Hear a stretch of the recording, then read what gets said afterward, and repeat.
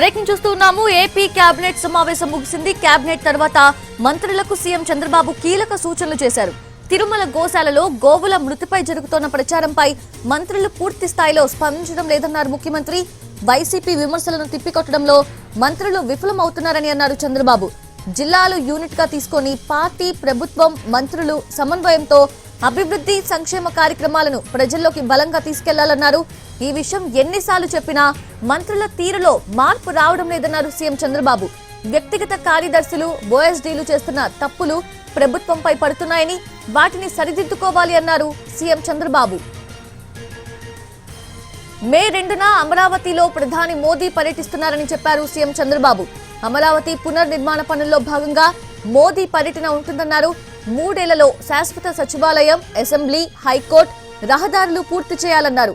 Incharge మంత్రుల పర్యటనలో 3 పార్టీల నేతల భాగస్వామ్యం ఉండాలన్నారు. రెవెన్యూ సంబంధిత అంశాలను త్వరితగతిన పరిష్కరించాలన్నారు సీఎం చంద్రబాబు.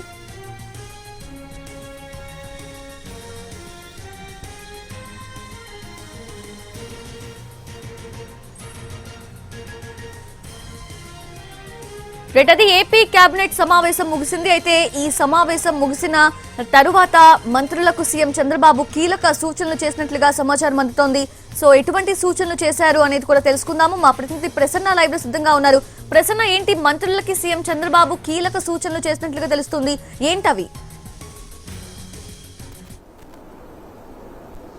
అంటే ఓవరాల్ గా చాలా సందర్భాల్లో ముఖ్యమంత్రి చంద్రబాబు మంత్రులకి ప్రధానంగా ఈ అంశం చెప్పారు. కానీ ఇప్పుడు కీలకమైన మతపరమైన అంశాలకు సంబంధించి పాస్టర్ ప్రవీణ్ మరణం కావచ్చు, లేకపోతే గోమరణాలు కావచ్చు, ఈ రెండింటికి దృష్టిలో పెట్టుకుని ప్రధానంగా స్పందించేటప్పుడు జరుగుతున్న దుష్ప్రచారానికి సంబంధించి సంయమనంతో మంత్రులు మాట్లాడారు. మంత్రులు ఈ విషయంలో సరిగా స్పందించకపోతే కనుక తప్పుడు సంకేతాలు వెళ్ళట్లేదు, ఆల్రెడీ సరిగా స్పందించట్లేదన్న ఒక ఇండికేషనే ప్రధానంగా ముఖ్యమంత్రి ఇవ్వడం జరిగింది. ఎందుకంటే రెండు కూడా చాలా సున్నితమైన అంశాలు కాబట్టి వీటిని ప్రజల్లోకి తీసుకెళ్లేటప్పుడు కానీ, లేకపోతే మంత్రులు వీటి మీద మాట్లాడేటప్పుడు కానీ చాలా జాగ్రత్తగా ఉండాలని ఒక అభిప్రాయాన్ని ప్రధానంగా చెప్పారు. గోమరణాలకు సంబంధించి వైసీపీ నేతలు మాట్లాడుతున్నప్పుడు సరైన కౌంటర్ ఇవ్వడంలో మంత్రులు ఫెయిల్ అవుతూ ఉన్నారు. చేసింది చెప్పుకోవడంలో విఫలం అవుతున్నారు. ఇంత చేసినా కూడా సరిగా చెప్పుకోవట్లేదు. సంక్షేమ పథకాలు కావచ్చు, రాజధాని కావచ్చు, లేకపోతే ఇలాంటి మతపరమైన అంశాలు కావచ్చు, లేకపోతే గోమరణాలకు సంబంధించి జరుగుతున్న ప్రచారం కావచ్చు, ఏదైనా కూడా చేసింది చెప్పుకోవడంలో కానీ, సరిగా స్పందించడంలో కానీ, వెంటనే రియాక్ట్ అవడంలో కానీ మంత్రులు ఫెయిల్ అవుతున్నారని ఒక ఇండికేషన్ మంత్రిమండలి ముగిసిన తర్వాత సీఎం చంద్రబాబు మంత్రులకు చెప్పారు.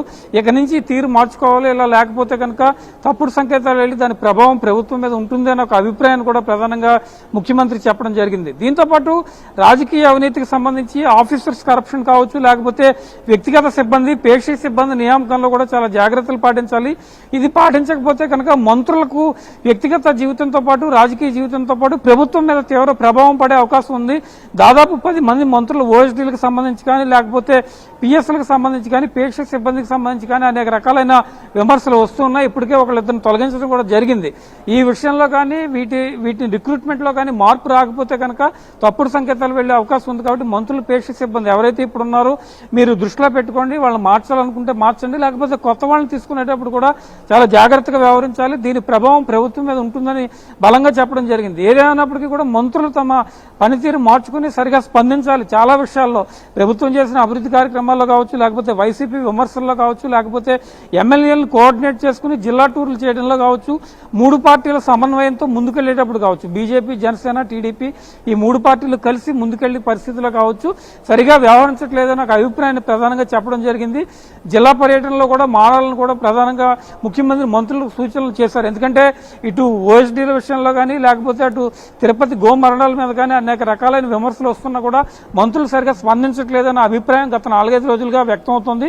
ముఖ్యమంత్రి కూడా ఈ విషయాన్ని చాలా సీరియస్ గా చెప్పిన పరిస్థితి అయితే ప్రస్తుతం మనకు కనిపిస్తోంది. ఇక ప్రధాని నరేంద్ర మోడీ వచ్చే నెల 2న డేట్ ఫిక్స్ అయినట్టుగా కూడా ముఖ్యమంత్రి మంత్రులకు చెప్పారు.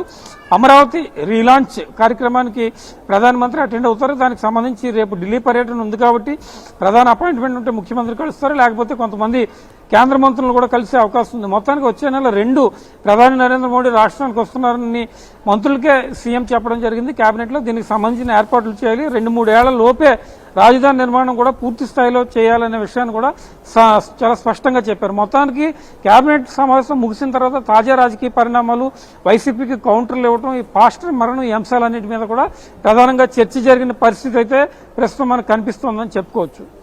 Yes Prasanna, thank you, thanks for the live update.